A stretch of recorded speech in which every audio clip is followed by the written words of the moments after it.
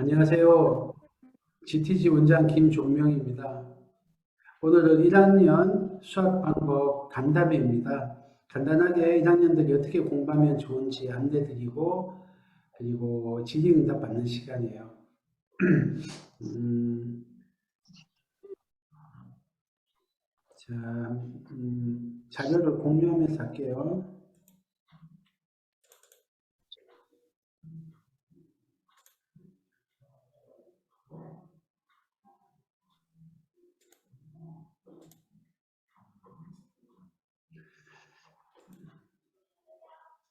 일단 1학년들이 어떻게 공부하면 좋은지 수학 공부 로드맵 조금 말씀드릴게요. 1학년 아직 아기 때 유치원 다니고 하던 아기 때 기억이 많이 남아 있어서 무슨 공부야 생각하시기 쉬워요. 또 그 말씀도 맞아요. 이 시기에서 가장 중요한 거는 공부라기보다는 어, 부모 자식 사이에 애착 관계와 신뢰 관계 형성되는 거하고 기본 생활을 짜임새 있게 하는 거 이런 게 가장 중요한 단계입니다. 그래서 공부보다 더 중요한 게 이 시기에 많아요. 그리고 공부 중에서도 국어나 영어가 더 먼저인 시기이기도 하고요. 하지만 수학학원이고 해서 수학만 조금 말씀을 드릴게요.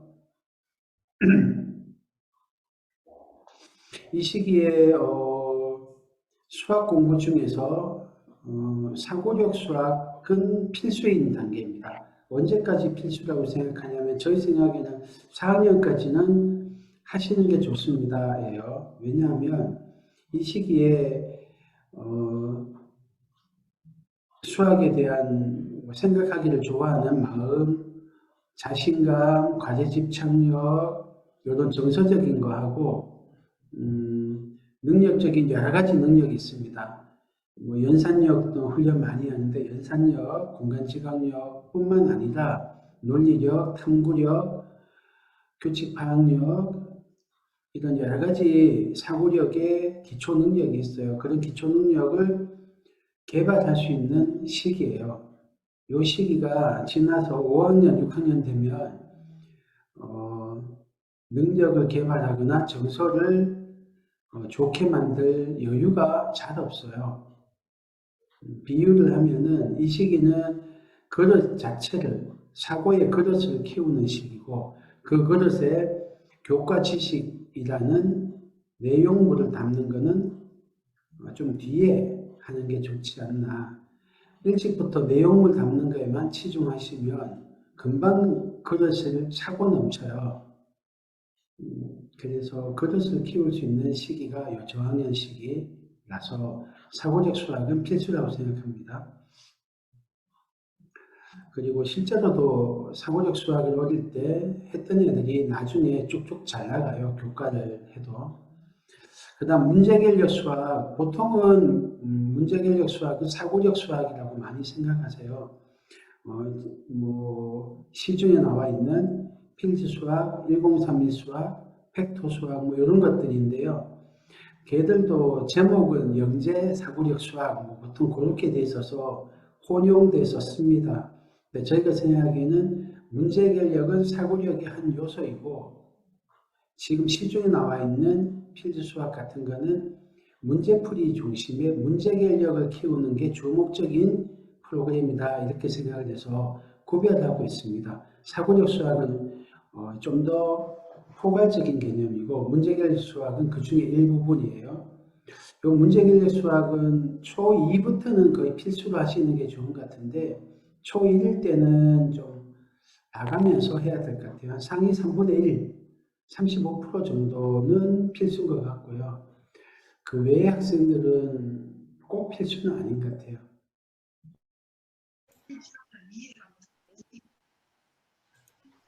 죄송합니다. 네트워크 사정이 불안정해서 네트워크가 끊어졌었어요. 다들 튕겨 나가셨죠? 죄송합니다. 지금 제가 네트워크를 바꿔서 다시 했어요. 죄송합니다. 죄송합니다. 어디까지 지금 보셨을까 모르겠네요.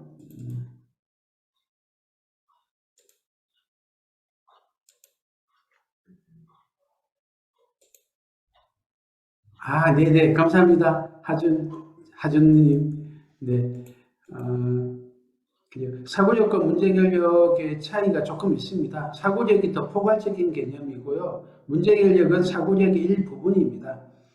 다만 시중에 나와 있는 책은 뭐 영재 사고력 수학 뭐 이렇게 되어 있긴 한데 문제결력 수학이에요. 그리고 사고력 수학하고 문제결력 수학을 할 때 사고력 수학은 한 4학년까지는 필수인 것 같고요. 문제결력 수학은 초2부터는 대체로 모든 학생이 다 필수인데 초1일 때는 3분의 1 정도는 필수인 것 같아요. 3분의 1 정도는 필수인 것 같고요. 사고력이나 문제결력의 공부 방법은 몰입이라는 방법을 이용합니다. 이건 몰입이 어떤 거냐면요. 우리 뇌가 하나만 계속 골똘하게 생각하는 거예요. 그러다 보면 뇌에 있던 여러 시냅스, 뉴런 이런 애들이 뉴런이 회로를 뻗어봐요. 해결하려고. 잠자고 있던 뉴런을 불러일으켜요. 그렇게 해서 과거에 있던 장기 기억을 꺼내고 걔들을 재배치하고 연결을 막 지어보고 이러면서 시냅스가 활발하게 형성되거든요. 그러면서 안 풀리던 문제가 풀려요. 처음에는 어떻게 풀지 모르던 게 풀려요. 그거를 몰입이라고 하고요. 이런 몰입일 때 우리 뇌가 실제로 잘합니다. 몰입을 하면서 머리를 많이 쓰다 보면 뇌의 무게가 증가하는 것을 뇌과학자들이 많이 연구를 했어요. 그만큼 뉴런이나 시냅스가 많이 형성되어 있다는 거겠죠. 그래서 어, 그렇습니다. 그 다음에 난이도는 쉬운 것부터 재밌는 것부터 잘할 수 있는 것부터 나가는 게 좋아요. 사고력은 각 학원마다 전문 교재가 있습니다. 전문 교재가 있고요. 문제 계획은 대표적인 게 필드 수학, 1031 수학, 팩터 수학, 3% 뭐 이런 것들이 있습니다. 그리고 교과 수학의 심화 문제도 뭐 문제 계획을 개발하는 도구는 됩니다. 근데 해보면 조금 어, 이런 문제결력 전문 교재가 더 효과가 높습니다. 똑같은 시간과 노력을 투입했을 때 몇 배의 효과 차이가 있는 것 같아요. 그리고 교과 심화 문제는 잘못하면 부상이 있어요. 부상이 있어요. 이거 좀 이따 다시 말씀을 드릴게요. 자, 그 다음에 수학 머리를 개발하는 방법. 아까 사고력 수학이 초1 때는 꼭 필수다 말씀드렸는데 머리를 후천적으로 기를 수 있다. 이거는 많은 증거가 있습니다. 수학머리 타고난다 많이 생각하시는데 그렇지가 않아요. 머리는 개발이 됩니다. 심지어는 타고나기를 아주 좋게 타고난 애를 좀 그럭저럭 타고난 애가 역전도 하고 그런 경우도 많습니다. 좋은 방법으로 하면 머리가 개발돼요. 그 좋은 방법의 핵심은 몰입입니다. 사고력에 영향을 미치는 요소를 분류를 해보면 정서적인 면, 태도적인 면, 능력적인 면, 지식적인 면 이렇게 나눌 수 있는데요. 뭐 자세하게 다 할 건 아닌 것 같고요. 제가 요즘에 제가 중요하게 생각하는 거 몇 개만 조금 짚어드릴게요. 정서적인 면에서 이런 게 중요합니다. 틀려도 괜찮다는 안정감, 그리고 과제 집착력 하는 몰입, 호기심, 이런 것들이 중요해요. 이런 게 안정감이 있어야 몰입으로 들어갑니다. 그래서 틀려도 괜찮다가 중요해요. 그 다음에 이 호기심을 잘 자극해야지 애들을 몰입으로 끌고 들어갈 수 있어요. 그리고 몰입의 전제 조건이자 필수 조건이 과제 집착력이에요. 이게 있어야 몰입이 됩니다. 그 다음에 태도에서 중요한 거는 가장 중요한 건 성장 마인드세트예요. 이거는 이따가 다시 좀 자세히 드릴게요. 그 다음에 독해력 매우 중요합니다. 독해력 매우 중요합니다. 국어가 가장 중요한 과목이에요. 학습에서. 그리고 이 시기에부터 해서 초등학교 내내 가장 중요한 과목입니다. 독해력. 그 다음에 이런 것들이 있는데 이거는 사고력 수학이나 문제기억 수학에서 선생님들이 도와주시기 좋아요. 종이 문제집을 풀어서는 잘 안 돼요. 이런 게 어떤 거냐면요. 힌트랑 좀 달라요. 힌트는 풀이를 교사나 모범답안이 정해놓은 풀이를 가도록 징검다리를 놔주는 거예요. 그러니까 학생들의 사고를 한쪽으로 유도하는 거거든요. 그래로 이제 어떤 거냐면 발문은 어떤 거냐면 이런 거예요. 구하는 게 뭐지? 주어진 게 뭐니? 구하는 걸 알려면 뭘 알면 좋을까? 야, 주어진 조건 중에 이거 써먹었니? 그림을 한번 그려볼까? 아니면 교구를 줘요. 이런 게 발문입니다. 어느 방향으로 생각이 뻗어나갈지는 힌트처럼 유도하지 않아요. 자기가 생각을 하도록 놔둬요. 발문이 어떤 도움이 되냐면 우리 인간이 꽉 막혀 있을 때 문제에서 한 발짝도 진전 못하고 있을 때 질문을 탁 던지면은 뇌가 돌아가거든요. 그래서 자기 뇌를 자기가 돌리는 방법이에요. 이 질문을 던지는 게. 그거를 교사가 발문을 해주면서 몸에 익히는 거예요. 이런 거는 사고력 수학에서 형성되는 거 아니고 좀 어렵습니다. 교과서가 답을 딱 알려주고 알고리즘을 알려주고 풀이 방법 알려주고 기억시키잖아요. 잘 기억했는지 체크하잖아요. 그렇게 해서 자기 뇌를 돌리는 방법을 몸에 체득하기가 어렵더라고요. 그 다음에 사고력은 여러 영역이 있습니다. 여러 영역이 있는데 각 영역마다 할 수 있는 게 좀 달라요. 어떻게 해야 되는지가 좀 달라요. 이런 여러 영역이 있는데 근데 이건 뭐 전문적인 영역이니까 보시고 수학을 하려면은 논리력이라는 단어는 없지만 논리력을 길러줘야겠네 이 생각이 드실 거 아니에요. 예. 그런 거를 사고력에서 담당해 준다 이렇게 생각하시면 됩니다. 그다음 가장 중요하다고 생각하는 게 성적 마인드 세트인데요. 1학년들한테 이 모습이 많이 보이진 않는데 애들이 벌써 이런 걸 좀 가지고 있어요. 뭐냐면은 내가 어떤 문제를 풀었어. 남들보다 잘했어. 그러면은 똑똑해서 그렇다 생각해요. 못하면은 안 똑똑 또는 어떤 애 좀 심하면은 바보 멍청이라고 생각을 해요. 제가 2학년 수업만 들어가 봐도요. 애들이 막 안 풀릴 때 스트레스 심하게 받는 애들 우리 학원에 온 지 얼마 안 되는 애들 같은 경우에 문제 안 풀릴 때 스트레스 받는 애들이 막 저학년은 굴러다니고 돌아다니고 책상 쾅쾅 두들기고 고함 지르고 노래 부르고 난리거든요. 그 중에 그렇게 안 하고 낙사하는 애가 있어요. 규칙을 어기면 안 되고 남한테 피해를 주면 안 되니까 낙사하는 애들이 있는데 걔들이 쓰는 것 중에 바보 멍청이가 많아요. 2학년부터.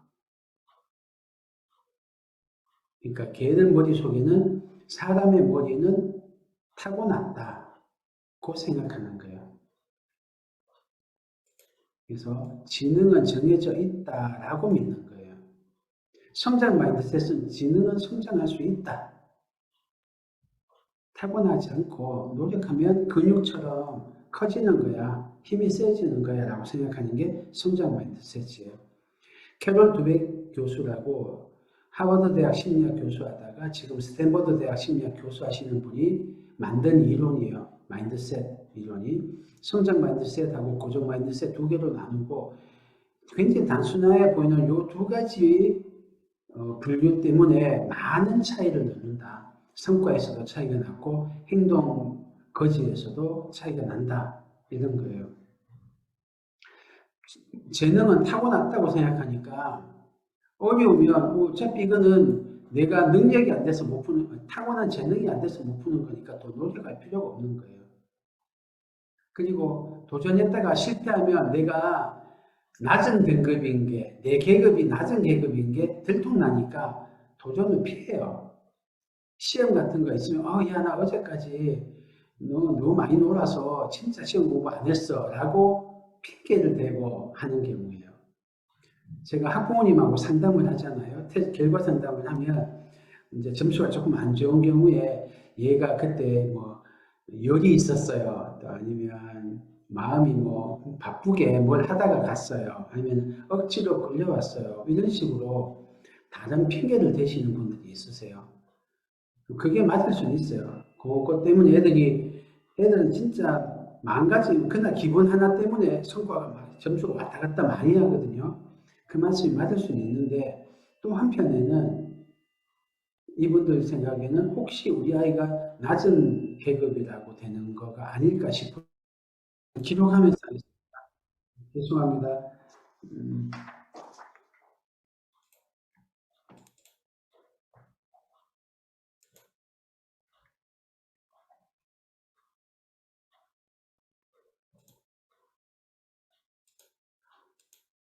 기다리시겠어요? 죄송합니다.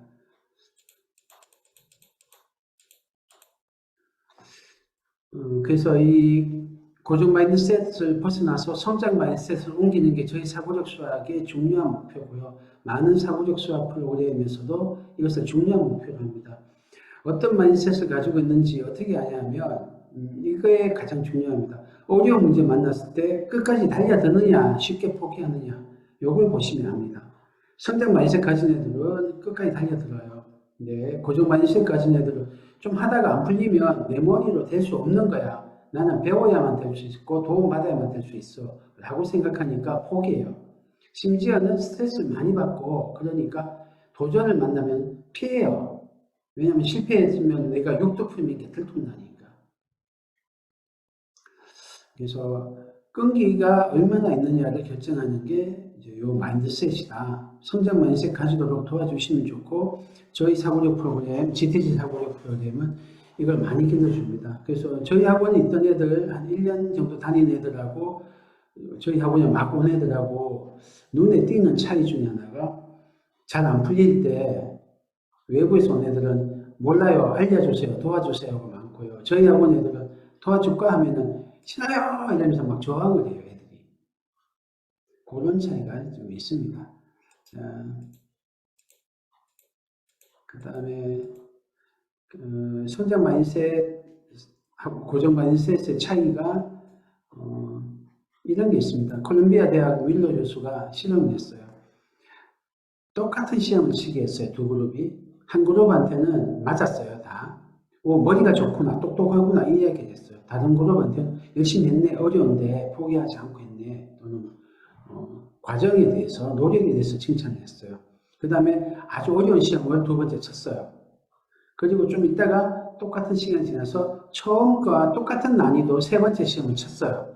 그랬더니 똑똑하구나라고 칭찬했던 그룹은요, 그래프 잘 안 보이실 텐데 성적이 떨어졌어요, 오히려. 그런데 노력했구나라고 했던 노력을 칭찬한 그룹은 성적이 올라가요. 앞에 칭찬을 통해서 마인드셋을 하나는 똑똑이라고 하는 타고난 재능에 초점을 맞추는 고정 마인드셋으로 세팅을 하고 노력을 칭찬해가지고 성적 마인드셋으로 세팅을 다르게 했더니 모든 게 똑같은 그룹인데도 시험 점수가 오르고 내리는 거예요. 그 사이에 머리가 변하지는 않았을 거 아니에요. 그죠? 잠깐 사이인데. 근데 마인드셋에 따라서 성취도가 굉장히 차이가 난다. 이거를 꼭 미국에서뿐만 아니고 이론의 창현자인 캐롤 드웨 교수 맨 처음 실험을 했는데 나이도 뭐 초등학교, 중학교, 고등학교, 대학교, 어른, 문화도 뭐 서양, 동양 가리지 않고 많이 했어요. 근데 다 동일한 결과가 나요. 그만큼 마인드셋이 영향을 많이 미칩니다.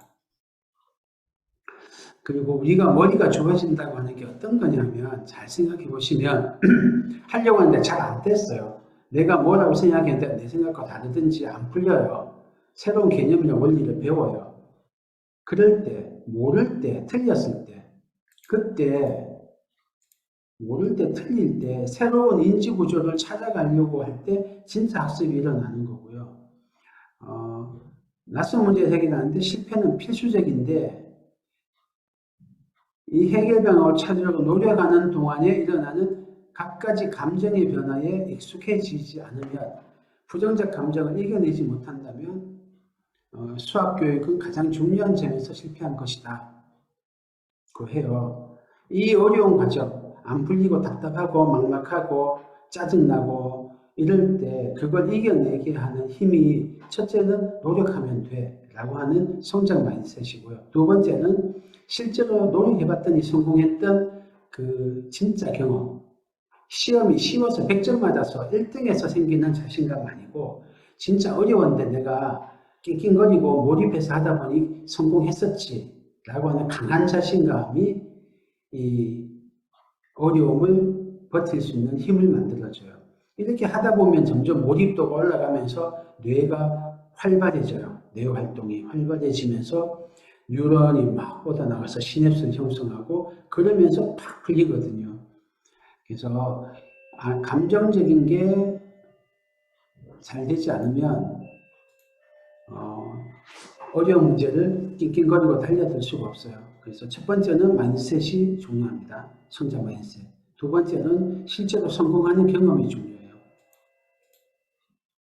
그 다음에 사고력과 문제해결력을 하셔라. 상위권 애들은 문제해결력까지 필수다 말씀을 드렸고요. 교과수학이요. 어떻게 하시면 좋으냐면요. 이게 조금 안타까운 이야기인데 옛날에는 이제 선행학습 시작 시기가 2학년, 3학년이었어요. 요즘은 1학년은 좀 낮아졌습니다. 그래서 최상위권 애들, 상위 4% 학생들은 선행 시작합니다. 1학년 때. 국어, 영어는 이미 선행을 시작했어요. 벌써 학교 공교육하고는 비교도 안 되게 많이 했죠. 근데 수학도 시작을 하십시오. 어느 정도 하느냐? 힘껏 하십시오. 힘껏. 힘껏이 너무 지나치지 않을 정도까지란 뜻이에요. 그리고 심화 선행하세요. 극심화 선행은 초3 과정부터 극심화 선행이에요. 초2 과정까지는 극심화 선행 안 해도 돼요. 극심화 선행이 뭐냐면 최상위, 최고 수준, 이런 최저가 붙은 문제집을 푸는 건데요. 초1, 2 최상위까지는 필요 없는 것 같아요. 초3부터는 하셔도 좋다. 근데 초1일 때는 필요 없다가 아니고 살짝 독이다. 독이다. 별 내용이 없는데 어렵게 내려다 보니까 좀 난이도도 들쭉날쭉하고 너무 까다로운 게 많아요. 그래서 그냥 심화 정도만 하시면 좋습니다. 그 다음에 상위 4%에서 10%도 선행을 시작하십시오. 근데 힘껏까지는 아니고 한 2배속 선행. 석 달이 한 학기 나가는 정도 하시면 됩니다. 그리고 이 시기에 문제결력 전문교재, 사고력 외에 문제결력 전문교재, 필지 수학이나 팩토 1031 같은 거 병행하시고요. 다음 상위 40%에서 20%까지는 뭐 연산 정도만 선행하시면 좋을 것 같아요.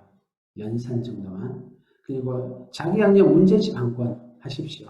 자기학력 문제집 한 권. 문제결력 병행하시면 좋고요. 그 다음에 이 학생들은 설명하기를 조금 시키십시오. 예를 들면은 뭐 개념이나 원리는 1, 2학년, 1학년 때 워낙 내용이 별로 없어요. 생활수학이라 별거 없는데 그래도 조금 어려운 문제들이 있어요. 자리값을 이해하고 있는지를 묻는 그런 경우들이 있거든요. 뭐 숫자 카드를 이용해서 자리값 문제 좀 어려운 게 있어요. 그러면 풀었어요. 틀렸다가 두 번째 맞았어요. 그럼 어떻게 풀었니? 라고 한번 물어보고 설명할 기회를 주세요. 왜 그러냐면 자기가 푼 과정을 언어로 정리하는 게 굉장히 좀 필요하고요. 고습관 들이는 게 필요해요. 더 큰 이유는 부모님이 박수 쳐줄 기회인 거예요. 와, 우리 아이 최고야. 우리 아이 이걸 모르다가 알았네. 오, 이거 어려운데 풀었네. 이렇게. 다음 상위 20% 언더인 경우는 선행학습 안 하셔도 좋을 것 같아요. 안 하셔도 좋고, 대신 문제 계력은 한 상위 35%까지는 문제 계력해도 좋고요. 그 밑으로는 문제 계력도 안 하시는 거가 나은 것 같아요. 자, 그러면 상위 4%인지 10%인지 20%인지 어떻게 하느냐? 전문가하고 상담하십시오. 저희 GTG는 비재원성도 무료로 상담해 드립니다. 저희랑 상담하시면 좋고요. 정 상담이 어려우시면 정답률, 어떤 문제집을 푼단 말이에요. 푸는데 정답률이 70% 나오느냐를 기준으로 정하시면 돼요. 그래서 70% 나오면 적당한 문제집, 90% 이상이 나오면 쉬우니까 더 빨리 진도를 당기거나 더 심한 문제집까지 하시면 되고요. 50% 온다면 바로 스톱. 좀 더 쉽게 가야 돼요. 중간쯤 한 60% 나온다. 그러면은 알쏭달쏭이에요. 그거는 전문가하고 상담하십시오. 그러면은 정리하면 교과 수학은 상위권 애들은 좀 선행서 수업 시작하셔라. 중상위권 애들은 연산이라도 선행하셔라. 그 외 학생들은 국어 열심히 하셔라. 그리고 생활습관 기르기 열심히 하셔라. 자기 학년은 그냥 연산하고 문제집 한 권 정도 하고 설명하기를 좀 하셔라. 진로별로요. 요거는 정당 1학년 때 이야기는 아니고요. 2, 3년 뒤, 3, 4년 뒤에 어디를 목표로 하느냐에 대한 설명이에요. 영재고, 과학고 준비하는 학생들은 초등학교 5학년 때 고등과정 들어간다 페이스면 적당한 것 같아요. 요즘 조금 빨라지는 추세이긴 한데요. 고언절입니다. 고언절이 좀 늦는다고 해서 지장이 있지는 않으니까 너무 급하게 서두르실 건 없고요. 다음에 자사고, 이과 최상위를 노린다. 의대 라인 가고 서울대 가는 애들이죠. 걔들은 초6 때 고등 들어간다 생각하시면 될 것 같아요. 그 정도 페이스로. 그 외의 애들은 굳이 지금 어디 초등학교 때 얼마 간다는 느낌으로 달리실 이유는 없는 것 같고요. 문과 성향인지 아닌지 아직은 모르실 텐데 문과 성향이다 생각하면은 굳이 선행 많이 하실 필요 없고 국어 열심히 하시는 게 중요합니다. 그 다음에 초등학교 때 잘하다가 중고등학교 때 성적이 미끄러지는 학생들이 꽤 있어요. 그 반대인 학생도 있고요. 지금 부모님들이 아까 제가 초등학교 5학년 때 고등한다 이러고 하니까 마음이 바쁘실 수 있는데요. 바쁘지 않으셔도 된다는 말씀 드리려고요. 여기서 좋은 방법으로 공부하면 모르겠는데 안 좋은 방법으로 공부하다가 보면 나중에 성적이 안 좋아지는 경우가 있어요. 첫 번째는 암기식으로 공부할 때예요. 아까 설명하기 제가 말씀드릴 때 좀 했는데 개념이나 원리를 자기가 이해하고 푸는 게 좋은데 그거 없이 어렴풋하게 요령만 배워서 예를 들면 분수의 나눗셈은 뒤집어서 곱한다. 최대 공약수는 L자로 계속 써서 왼쪽 것만 하면 된다. 이런 요령만 배워서 그냥 문제를 풀어요. 문제 유형도 많이 풀어서 암기해버려요. 이런 식으로 개념도 원리도 문제 유형도 다 암기해버리는 방식으로 공부하면 갈수록 성적이 떨어집니다. 암기할 수 없는 수준으로 문제가 많아지고 개념과 원리가 많아지고 깊어지거든요. 두 번째는 억지로 혼내거나 아니면 당근을 걸어서 하거나 누구를 이기려고 공부하거나 이런 식으로 억지로 공부하는 경우에 갈수록 성적이 떨어집니다. 머리가 굵어져서 반항해서 공부를 안 하거나 아니면은 억지로 공부하다 보니까 그냥 공부를 흐지부지하게 최선을 다하지 않고 그냥 앉아만 있는 엉덩이만 붙이는 방식이 습관이 되어버려서 그래요. 둘 다 불행하죠. 반항해서 사춘기 때 튕겨나가는 것도 불행하고 더 불행하기는 그냥 공부를 엉덩이만 붙이고 시간만 보내는 방식으로 적응을 해버리는 것도 문제고 그래요. 그래서 자기가 내켜서 공부하게 만드시는 게 제일 좋고 내 실력이 성장하기 위해서 내가 알 때까지 공부하는 그런 방식을, 그런 맛을 들리는 게 중요해요. 그다음 세 번째는 독서를 적게 하고 수학만 한 경우도 갈수록 성적이 떨어집니다. 이런 것들이 문제예요. 이런 거를 피하면서 수학 공부를 많이 하는 건 그건 좋습니다. 그래서 힘에 딱 맞는 정도로 선행학습 하시면 좋고요. 저희 학원을 예를 들어 드리면 1학년 마치고 2학년 올라갈 때 1월 달에 저희 예상으로는 4학년 1학기 시작반 또는 5학년 1학기 시작반 그 언저리가 만들어질 거예요. 그게 저희 일반입니다. 그 다음 한 석 달에서 6개월, 한두 분기 뒤에 그거보다 진도가 조금 늦는 2반이 스타트하고요. 현재 2학년 기준으로는 석 달 간격으로 1반하고 2반이 만들어졌고요. 지금 5학년 2학기하고 5학년 1학기 하고 있습니다.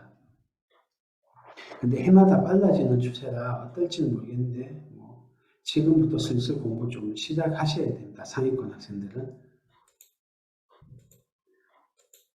그 다음에 엄마표로 공부할 때 교재 기본서 한 권하고 준심화서까지만 하시면 되는 것 같아요.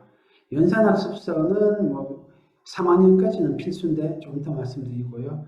극심화서 최상위 이거는 조금 조심스럽게 하십시오. 저희 학원에 테스트 보러 온 학생들이 최상위 몇 학년까지 했어요 하는데 시험 성적이 한 60점인 경우가 많습니다. 생각 밖으로. 최상위까지 했다고 하는데 아마 그 학생들이 최상위를 안 했으면 점수가 더 나왔을 것 같아요. 최상위를 하면서 힘에 붙이는데 하면은 첫째는 수학을 두려워하기 쉽고요. 두 번째는 암기해버려요, 애들이. 근데 암기도 좀 부실하게 돼요. 세 번째로는 주입식으로 공부하기가 쉬워요. 네. 선생님들이 어머니나 선생님들이 가르쳐 줘버리거든요. 그러니까 자기 머리로 생각을 안 하기가 쉬워요. 오히려 준심화사 단 애들이 성적이 잘 나옵니다. 그래서 진짜 매우 조심스럽게 전문가한테 상담 받아가면서 최상위를 하십시오. 자, 그리고 수학 교양도서 많이 읽으면 좋습니다. 연산훈련은 초3 과정까지만 연산학습지 하시고요. 1, 2, 3학년 때 안 하다가 4학년 때부터 연산학습지 하시는 분도 계신데 연산의 빠르기와 정확도는 단위 연산에서 결정이 나요. 세 자릿수 연산도 가만히 보시면 한 자릿수 연산을 알고리즘에 따라서 수행하는 거거든요. 그래서 연산의 빠르기와 속도는 한 자릿수 연산, 단위 연산에서 결정이 돼요. 그게 초3 과정까지입니다. 그때까지 연산학습지 필요하니까 하시고요. 그 다음은 필요 없는 것 같아요. 오히려 중등과정 할 때는 연산학습지가 도움이 됩니다. 그 다음에 사고적인 연산 섞어서 하십시오. 그냥 연산만 하면 머리가 좀 굳어지더라고요. 그래서 굳이 어떤 애가 연산학습지 않은 애인데 규칙이 있었어요. 1 더하기 3 더하기 5 더하기 이렇게 홀수만 쫙 더해서 500까지인가 더하라는 건데 그 미션을 얘는 일일이 다 더하는 거예요. 야, 규칙 이용해서 하라는 거예요. 일일이 더하지 마 하니까 얘가 엄청 자랑스러운 얼굴로 저 연산학습지 구몬해가지고 잘해요 하면서 진짜 다 더하는 거예요. 진짜 성공했어. 나중에 딱 맞았어. 말려도 안 듣더라고요. 그래서 엄청 자랑하는 거예요. 저 잘하죠? 이렇게. 그래, 연산은 500개, 200개 넘게 더한 거는 참 잘했는데 이거는 패턴을 이용해서 좀 쉽게 더하게 하라는 거야. 그래서 다른 방법을 찾아보자 하니까 싫어요 하는 거예요. 왜? 일일이 다 더하면 되는데 왜 머리 아프게 머리를 써요? 이렇게 되는 거예요. 이게 머리가 굳어진 거예요. 그래서 사고력을 하면서 연산학습지를 병행하십시오. 연산활동, 머리가 굳어지는 걸 펴주는 그런 연산, 재미있게 연산 훈련할 수 있는 거 저희 블로그에 올려놨으니까 참고하십시오. 공간지각력도 어릴 때 많이 해야 돼요. 근데 손으로 많이 만져야 공간지각력이 길러집니다. 공간 지각력이 없는데 도형 문제 만나면 좀 어려워하고 잘 틀려요. 근데 5단부터 아무리 하고 문제집 한번 풀어도 성적이 어느 이상 안 올라가집니다. 왜냐하면 도형이 상상이 안 되는 거예요. 그래서 어릴 때 많이 만지게 해주셔야 됩니다. 이것도 저희 블로그에 올려놨으니까 이용하시고요. 저희 사고력 수학이 그래도 활동을 제일 많이 시키는 프로그램일 겁니다. 가장 많이 시키는 프로그램인데 뭐 심한 게 아니죠. 어떤 경우는 저희는 한 4주 동안 계속 만지기만 시켜요. 그 정도까지 많이 시키는데 그래도 좀 약한 애들은 추가로 이런 활동을 더 하시면 좋습니다. 저희가 요 블로그 이런 자료를 저희 블로그에 들어오시면 링크를 오늘 설명의 글을 걸어놨으니까 이용하시면 되실 것 같아요. 그 다음에 요거는 제가 부모님들한테 그냥 꼭 좀 해드리고 싶은 이야기라서 그래요. 우리가 어떤 습관을 형성하고 싶어요. 예를 들면 규칙적으로 공부하는 습관, 수학 문제를 만났을 때 오랫동안 생각하는 습관, 아니면은 풀이 과정을 쓰는 습관. 요거는 1학년한테는 어려워요. 쓰는 거는. 근데 중요한 풀이 과정을 쓰는 습관. 하여튼 많아요. 책을 읽는 습관. 많죠. 영어 단어를 정해질 때 외우는 습관. 뭐 많죠. 주로 숙제 종류가 많겠는데 그런 걸 할 때 저희 사고력 수학은 어떻게 하냐면 쉬운 것부터 잘할 수 있는 것부터 재밌는 것부터 제공을 해요. 그렇게 해서 하나 성공할 때마다 저는 오 성공 이렇게 해줘요. 그래서 그거를 체계적으로 배치했어요. 조금씩 어려워지고 그때마다 피드백을 확실히 줘요. 긍정적인 피드백. 그렇게 하면요. 어떻게 되냐면 좀 지나면 애들이 엄청 어려운 건데도 낑낑거리고 매달려 있어요. 왜냐하면 낑낑거리고 하다가 성공하는 걸 계속 작은 성공을 축적해 왔거든요. 그래서 뇌가 중독이 돼요. 달려드는 거예요.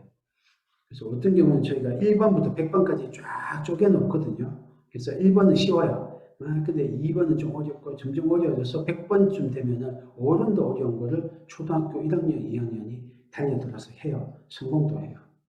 어른도 어려워해요. 그거를 해요. 근데 그거를 이런 과정 없이 야 머리를 많이 써야 머리가 좋아져. 포기하지 말고 매달려 봐 한다고 해서 그 100번 문제를 성공 못 하거든요. 중간에 포기해요. 근데 밑에서부터 쭉 올라왔던 애들은 그걸 해요.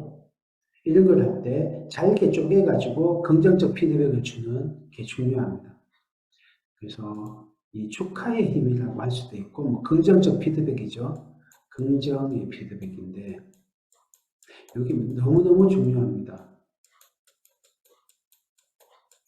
사람을 몰입시키고 어떤 습관을 들이게 하는 거 이게 다 중요한 거는 감정인 거예요.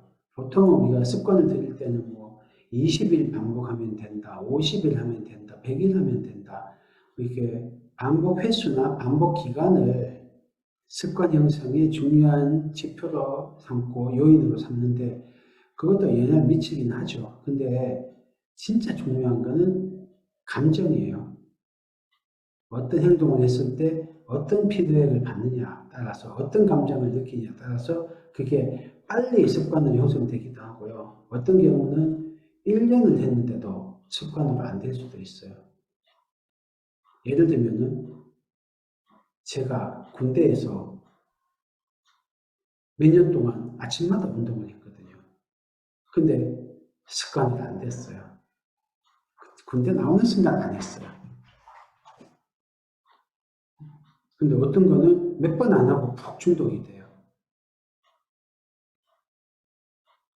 뜯어 말려도 중독이 돼요. 좀 나쁜 게 많죠. 그런 거는 도박 같은 거.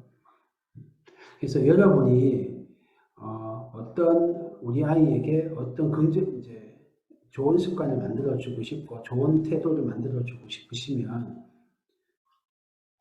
그런 행동이 있을 때마다 긍정의 피드백, 축하를 해주시고 칭찬해 주셔야 돼요. 나중에 큰 보상은 효과가 적어요. 나중에 큰 보상이 주로 인센티브죠. 시험에 100점 맞으면 뭐 1등 하면 뭐를 줄게. 근데 그 1등 하기 위해서 100점 맞기 위해서 오늘도 노력하고 내일도 노력하고 했어요. 근데 그때는 부모님의 아무런 인정이나 축하, 칭찬이 없어요. 그러면 잘 안 돼요. 그래서 우리 인간이요, 잘하고 있는 거는 눈이 잘 안 가요. 우리 아이가 옛날에 못하다가 지금 잘하는 게 있거든요. 근데 그거는 이제 더 이상 칭찬을 잘 안 해요.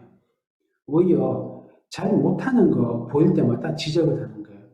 야, 정리하라고 했잖아. 숙제하고 놀라고 했잖아. 뭐 많죠. 저희 아들 같은 경우 양말을 아무 데나 벗었는데 양말 아무 데나 벗어놓지 말고 몇 번 말했니? 이렇게 지적하는 게 눈이 먼저 가는 거예요. 우리 인간의 본능인 거예요. 그걸 과시偏hướng 성이라고 불러요. 바이어스가 있는 거예요. 그래서 축하를 하는 것은 배워야 하는 기술입니다. 우리가 의식적으로 노력을 해야만 돼요. 그래서 보통은 잘하고 있을 때는 아무 말 안 하다가 못하면 뭐라고 하는 요게 많은데요. 잘하고 있을 때 조금이라도 잘할 때마다 뭐라고 긍정의 피드백을 주실 필요가 있다. 그래서 매일 2시간씩 공부하길 바란다면 2시간 할 때 칭찬, 나중에 칭찬하지 마시고 나중에 큰 칭찬 이거 말고 지금 조금이라도 공부하라고 앉았으면 인정을 해주는 게 필요해요. 오늘은 했네, 시작했네.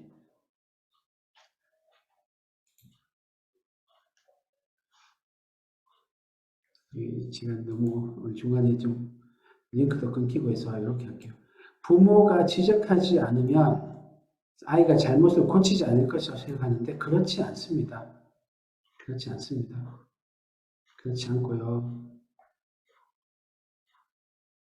우리가 잘하는 거 인정만 해줘도 그쪽으로 잘합니다. 제가 어와나라고 하는 이제 교회 프로그램 클럽 활동을 교사로 하고 있는데요. 초등학교 7세 1학년, 2학년까지 하고 있어요. 그런데 수십 명이 한 클럽에 있어요. 40명, 50명씩. 통제하기 굉장히 어렵거든요. 그런데 잔소리를 안 하고 어와나는 정신이 잔소리를 안 해요. 뭐라고 혼내질 않아요. 대신 누가 규칙을 안 지키잖아요. 그러면 규칙 안 지킨 학생한테 뭐라고 하지 않고 규칙 지킨 학생한테 보상을 인정을 하고 칭찬을 해요. 그런데 그렇게 하니까 그 50명 넘는 학생이 규칙을 지키는 거야. 지적과 잔소리 한 번 없이 인상 한 번 안 찌푸리고 저는 참 살아있는 경험을 여러 가지로 많이 해봤습니다. 여러분이 생각하는 것보다 아이들은 잘하고 싶은 마음이 많고요. 긍정적 피드백으로 우리가 원하는 행동을 충분히 할 수 있어요. 그래서 제가 좀 극단적으로 이야기하면 이 정도입니다. 부모나 교사가 아이에게 해야 할 일은 오직 칭찬하는 것밖에 없습니다. 오직 칭찬. 오직 칭찬. 칭찬도 잘해야 돼요. 개선의 여지가 있는 걸 칭찬하고 결과보다 과정을 칭찬해야 돼요. 잘못하면 결과를 칭찬하면 고정 마인드셋을 가지기가 쉬운 거예요. 그래서 결과보다는 과정을 즐기도록 남을 이기려고 경쟁하기보다는 자기를 향상시키려고 경쟁하도록 실패를 두려워하기보다는 성공을 원하도록 이끌어 주시는 게 좋습니다. 제가 40분에 끊으려고 했는데 좀 길어졌네요. 질의응답이 메인이라서요. 궁금하신 거 질의응답 받겠습니다. 그 사이에 먼저 사전 질문해 주신 분들 거 좀 받을게요. 1학년 노땡땡 학생, 연산을 쉬운 부분을 매번 꼭 반복해서 풀어야 할까요? 어느 정도 하면 다음 단계로 넘어가도 될까요? 연산을 꾸준히 시키지 못했는데 두 자릿수 덧셈 암산으로 가능한 수준. 잘하는데요. 어떤 것부터 시키면 좋을지 고민이에요. 하나씩 할게요. 반복 횟수 말씀하셨는데요. 연산학습지에 좀 숨막히는 점이 1 더하기 2, 1 더하기 3, 1 더하기 4 쫙 있는 이게 좀 숨막혀요. 그죠? 그래서 애들이 원리도 알고 어느 정도 하면은 넘어가도 좋지 않냐 생각하시는데 1, 2, 3학년 1학기까지는 이 정도 숙달도가 필요해요. 어떤 거냐면 한번 볼게요. 한 자릿수 덧셈을 예를 들게요. 한 자릿수 덧셈을 하는데 정답률이 99%라고 칠게요. 100문제 풀어서 한 문제 틀려요. 99%예요. 자, 세 자릿수 덧셈을 해볼게요. 세 자리 더하기 세 자릿수. 그러면 덧셈 연산이 단위 연산이 몇 번 일어나나 볼게요. 6번, 7번, 8번, 한 10번 가까이 단위 연산이 일어나요. 그 안에서 단위 연산이 10번 가까이 일어났거든요. 그럼 99% 정답률 가졌던 애도 한 문제, 세 자릿수 덧셈 한 문제 풀 때 10번의 단위 연산이 있으니까 10%는 틀리는 거예요. 많죠. 10%는 많죠. 10문제 중에 한 문제는 계산 실수로 틀린다. 많죠. 정확도가 꽤 필요합니다. 단위 연산은. 그래서 속도와 정확도는 단위 연산에서 결정되니까 어느 정도는 해야 돼요. 어느 정도냐면 정답률 99%도 안 돼요. 그래서 책에서 기탄 같은 거나 구몬은 상당히 많아서 좀 지겨울 수도 있거든요. 그렇다 하시면은 조금 덜 지겨운 문제집들이 사고력 연산책들이에요. 뭐 사고셈, 원리셈, 필즈셈, 소마셈, 빨강, 또 960, 뭐 많죠, 그죠? 그런 종류들이 사고력 연산인데 그거 이용하셔도 좋고요. 그래서 그 책에서 정한 걸 대충 다 하신다 보시면 돼요. 다 하신다. 그럼 요거를 좀 잘해서 우리 아이 박수 쳐주는 아까 제가 긍정의 피드백, 축하의 힘 말씀드렸잖아요. 박수 쳐주는 계기로 삼으시는 것도 좋은 것 같아요. 다음에 연산을 어느 것부터 시키면 좋을지 고민이에요. 두 자릿수 덧셈 암산으로 되면은 요거는 각 시스템마다 어디로 진입하면 되는지 뭐 테스트 보는 게 좀 있어요. 구문 같은 것도 테스트 보고 요거부터 시작하세요 이런 게 있잖아요. 그거 따라서 하시면 좋을 것 같고요. 두 자릿수 덧셈 암산으로 되면은 상당히 잘하는 건데 지금은 2학년 단계잖아요. 2학년 단계로 가야 되는데요. 네, 2학년 단계로 넘어가십시오. 다음에 GTG에서 사고력 수업 한 달 되었는데 아이가 너무 재밌어 해요. 다행이네요. 교과도 이제 시켜야 할 것 같은데 개념 부분을 직접 설명해 줄까요? 아니면 아이가 스스로 개념을 읽고 이해하도록 할까요? 할 수 있으면 읽고 설명하기를 시켜보십시오. 그러면 독해력이 아직 약해요. 그리고 코로나 이후에 지금 3학년부터 지금 1학년까지는 독해력이 그전 기수하고 약간 갭이 있어요. 차이가 있어요. 독해력이 좀 떨어졌어요. 그래서 독해력이 좀 더 약하긴 한데 한번 읽고 자기가 하도록 시켜보십시오. 하면은 어버버하고 이럴 건데 당장의 효율만 생각하면 부모님을 가르쳐 주시고 그 바로 옆에서 지켜보면서 수정을 해주시면 제일 빠른데요. 네, 그거보다는 자기가 설명하고 부모님이 우와 이렇게 해주시는 게 좋아요. 그리고 설명하기 할 때 조심하셔야 되는 게 지적은 안 하셔야 됩니다. 이거가 아니고 이거야 라고 팍 알려주지 마시고 이럴 때 어떻게 돼? 아니면 잘 모르겠는데 이러면 자기가 막 생각을 하고 찾아보고 그래요. 그렇게 해서 우리는 박수 쳐주는 거 따봉, 쌍따봉을 날려주는 그 계기로 삼으시면 좋은 것 같고요. 그러고도 정 안 되는 것 같으면 자존심 상하지 않게 다른 형태로 슬그머니 알려주시면 좋은 것 같아요. 근데 잘 생각해 주시면 초등학교 1학년, 2학년 때 개념과 원리는 학생이 독해력이 좀 약해도 몇 번 시행착오 거치다 보면 충분히 자기 거로 소화할 수 있는 레벨이 많으니까요. 아이가 할 수 있도록 하시는 건 좋은 것 같아요. 다만 부모님 시간이 상당히 많이 듭니다. 그냥 쭉 가르쳐 주는 것보다. 5분이면 될 거를 1시간을 해야 될 수 있어요. 그래서 부모님이 체력이 약하시거나 시간이 부족하시면 조금 어려우실 수 있어요. 그래서 만약에 뭐 맞벌이시거나 해서 이제 부모님 양쪽이 다 도와주시기 어렵다 하시면은 네, 그러면은 조금 거기에 맞게 수정하시는 것은 필요할 수 있겠네요. 늘 성심성의껏 아이들 지도해 주셔서 감사합니다. 네, 저희 성심성의껏 하겠습니다. 좋게 봐주셔서 감사합니다. 그 다음에 채팅으로나 말로 하신 거 제가 할게요. 박땡땡님, 연산을 할 때 시간을 측정하는 것이 꼭 필요할까요? 어느 정도 속도가 나면 정답률이 높은 것에 만족하면 될까요? 속도는요, 일본식은 속도를 초 단위로 계속 재요. 재가지고 속도가 단축되는 것마다 뭐, 인정, 하여튼, 축하, 이런 걸 하거든요. 그래서 어느 정도 하는 것도 필요한 것 같은데, 큰 기준은 그냥 문제집에서 정한 정도, 그 프로그램에서 구몬이면 구몬, 빨강이면 빨강, 사고셈이면 사고셈에서 정한 정도를 따라가면 되는 것 같아요. 그러면은, 속도는요, 그 기본서를 끝냈을 때 속도는 그렇게까지 얽매이지 않으셔도 될 것 같아요.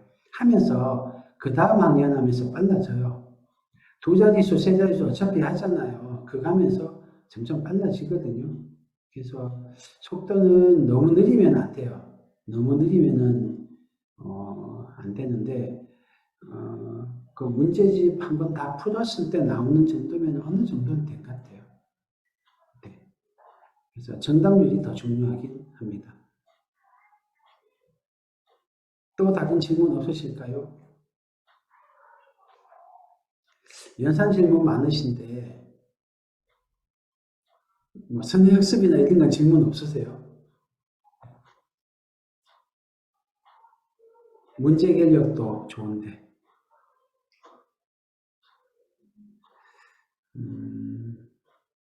문제 해결력 전문 교재는 조금 풀어보시길 권합니다. 팩토나 1031이나 필지 수학 다 좋은 책이니까요. 네. 감사합니다. 네. 혹시 겨울방학 때 신규 개설반이 있을까요? 2학년 올라갈 때 아까 말씀드린 대로 저희가 일반은 개설을 해요. 개설하는데 아마 4학년 1학기 시작하는 반이 될 가능성이 높아요.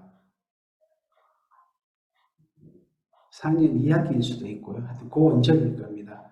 그거보다 진도 느린 반을 만들지 안 만들지는 좀 상황을 보고 할게요. 그동안은 방학 특강으로 해봤는데 모집이 안 되더라고요. 2학년 1학기 시작반 안 되더라고요. 그리고 또 해마다 공부 시작하는 연령이 낮아지니까 모르겠어요. 한번 시도는 해볼 수도 있어요. 미리 좀 요청하시면 저희가 내년 계획 짤 때 또 방학 특강 계획 짤 때 참고하겠습니다. 손땡땡님, GTG 7세 1기반 다니다가 잠시 쉬고 있어요.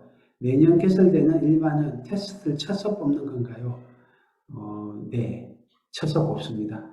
GTG 7세 1기면은 얘들은 거의 다 영재고 가거든요. 뭐 거의 다 가죠. 거의 다 가는데 내년 개설되는 일반은 교과 테스트 보고요. 사고력 테스트 보고 그렇게 해서 뽑습니다. 재원생 같은 경우는 교과 테스트만 보고요. 비재원생은 사고력까지 테스트 봅니다. 네. 문제결력 교재는요. 저희는 필수수학 권하고요.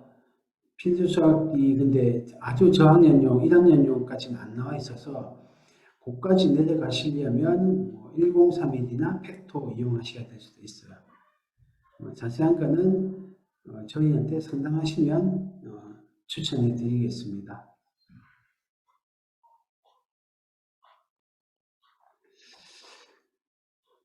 일찍부터 꼭 선행해야 되나요? 지금 선행 못하면은 그 격차가 영영 안 좁혀지나요? 하면은 전혀 그렇지 않습니다. 2학년 때 하셔도 되고 3학년 때 하셔도 됩니다. 4학년 때는 좀 바빠요.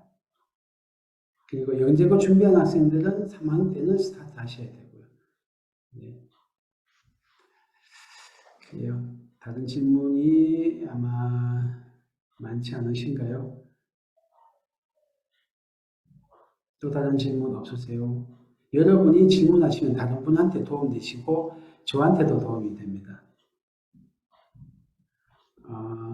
내년 4학년 시작반이 되려면 3학년 심화 정도까지 아이가 소화해야 하나요? 자, 1월달에 4학년 1학기 한다고 쳐요. 1월달 아니면 3월달 될 거예요. 원래는 3월달에 했거든요. 저희가 모집을. 근데 1월달이 될 가능성이 있어요. 조금씩 빨라지는 추세라. 아니면 3월달일 수 있습니다. 그때 4학년 1학기 하려면 3학년 2학기 시험을 치는데요. 3학년 2학기 극심화까지는 아니고요. 그냥 준심화까지만 하면 돼요. 준심화서의 대표적인 교재가 디딤돌 응용 해결의 법칙 1등 수학 이런 것들이거든요. 그 정도 레벨만 돼도 돼요. 조금 더 하시고 싶으면 최상위 S까지 그까지만 하면 되고요. 저희가 4학년 1학기 선행을 나갈 때 3학년 2학기 최상위 수학을 병행해서 갑니다. 그러니까 극심화는 저희랑 하시면 되니까 그래요. 그 다음에 네. 문장제 문제를 풀 때 세 줄 이상의 문제를 잘 푸는 요령이 있을까요? 네, 이거 되게 이제 어려운 이야기예요. 문장제를 잘 푼다는 것은 겉으로 드러난 하나의 모습이고요. 비유하면 이래요. 예를 들면은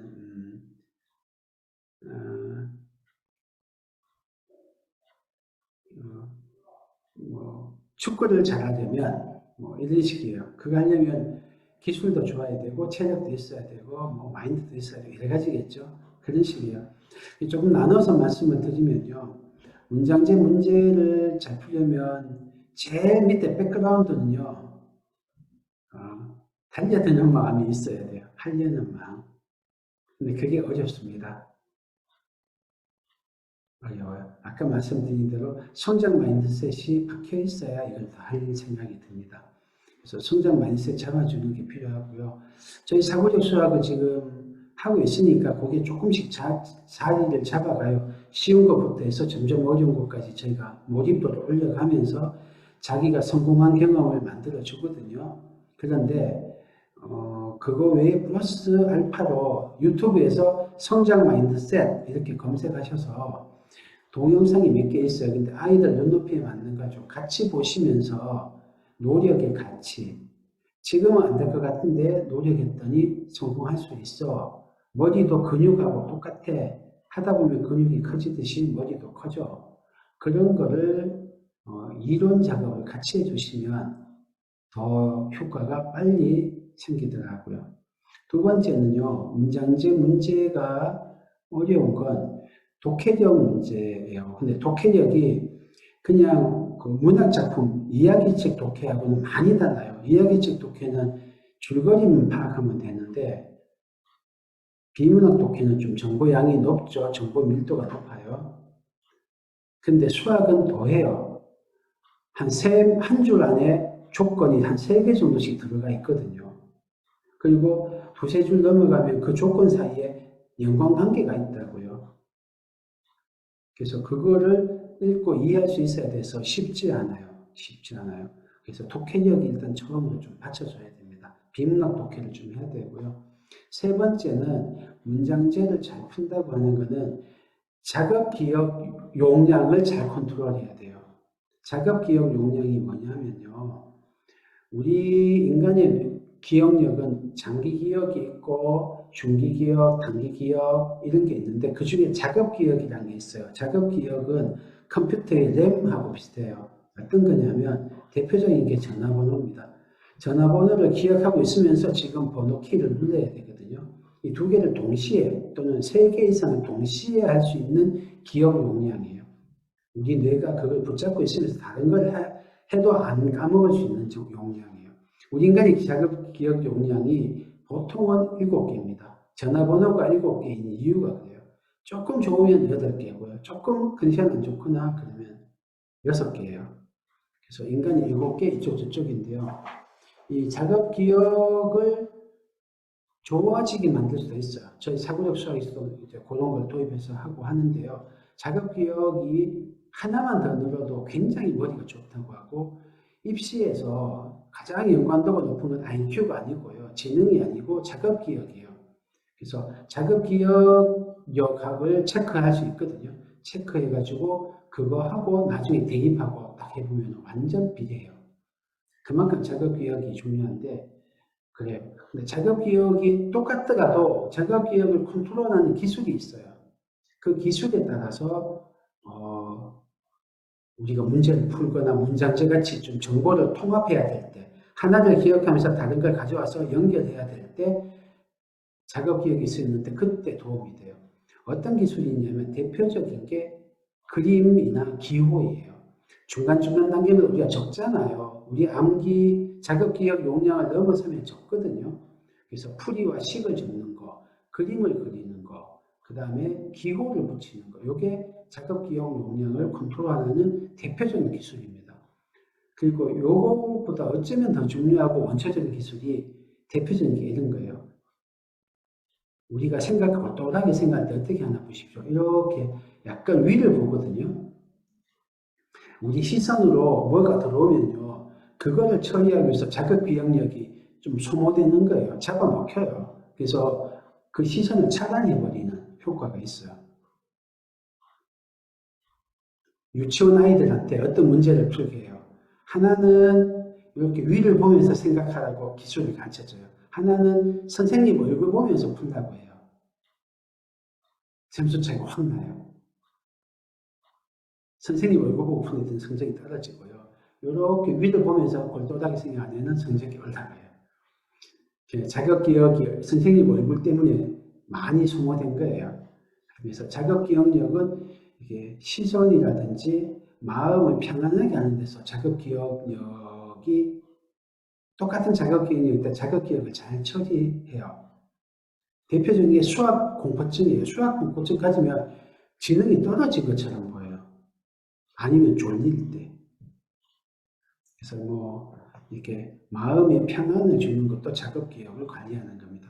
그러면 아마 아까 물으신 분은 이제 너무 많은 이야기를 하니까 어쩌란 말이야 싶으실 건데, 가장 중요한 것은 문제를 주어진 조건하고 구하는 것을 조금 압축해서 구하는 게 뭐지? 뭐요. 주어진 게 뭐지? 요거요. 이렇게 그 요소를 분리해서 좀 접근하도록 만들면 좋아요. 지금 요 학생들은 제가 아는데 글을 좀 쓸 줄 알거든요. 그래서 적으면 잘 풀려요. 그 집에서 하시기 가장 좋은 거는 쉬운 거. 이런 거는 애들이 따르기가 어려워요.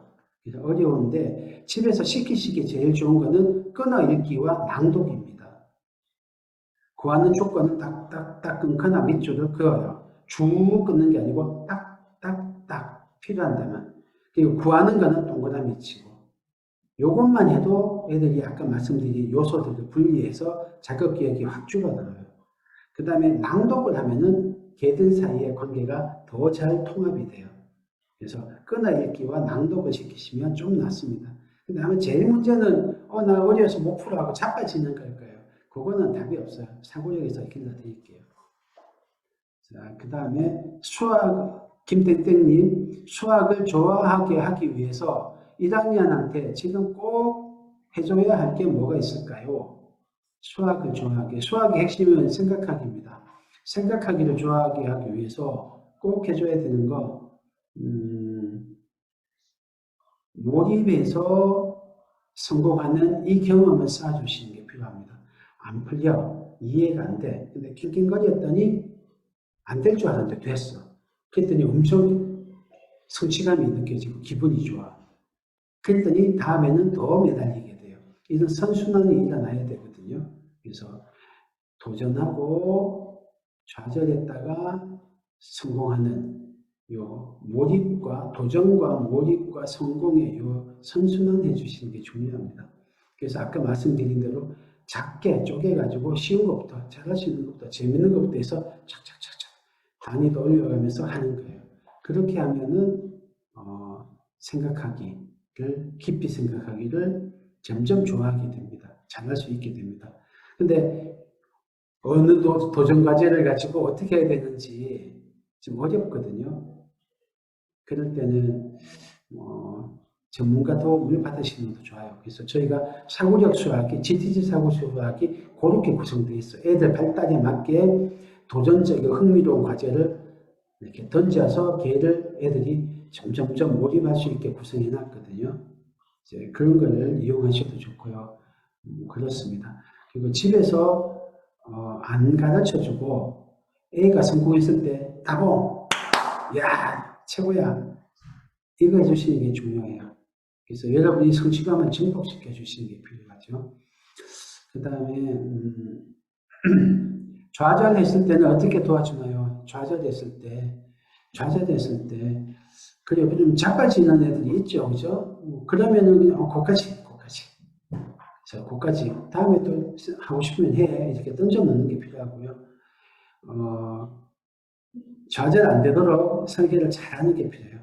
딱 달랑말랑하게. 너무 높아버리면 조금 안 될 때 포기해버리고요.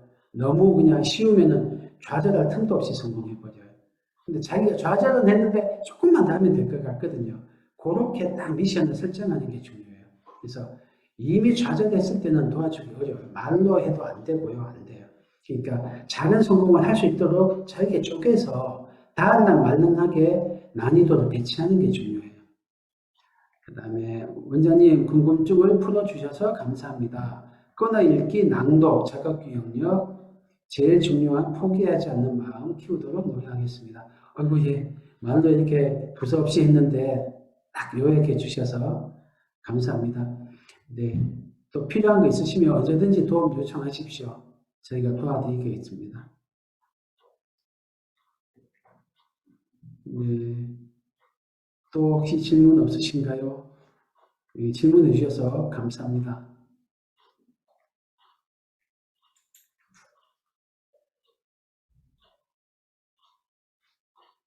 네, 감도 늦고 해서 없으신 것 같으네요. 혹시 더 질문 있으신 분은 저희 학원으로 언제든지 연락하시면 저희가 기꺼이 도와드리겠습니다. 자, 오늘 간담회 여기서 마치겠습니다. 긴 시간 감사합니다.